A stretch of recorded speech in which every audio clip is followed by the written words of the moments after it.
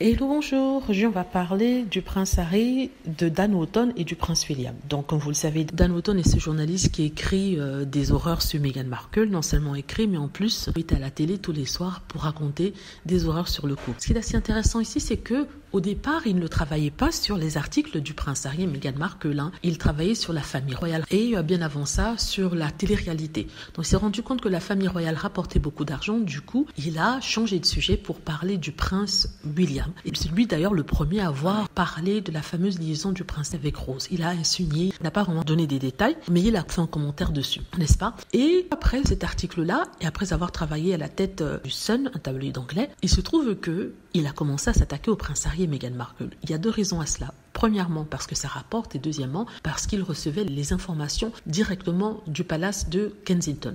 Ça veut dire que quelqu'un dans le palais de Kensington ou de Buckingham Palace a décidé qu'il serait le porte-voix des rumeurs sur le couple, toujours des rumeurs négatives. Il a été prouvé récemment que ces rumeurs venaient directement de Kensington, c'est-à-dire le bureau du prince William et de Kate Middleton, et en plus de ça, un aide du prince William donnait des informations à son compagnon qui à son tour allait les vendre à Dan Wootton au Sun, vous voyez, et pour rétribution il recevait $4 000.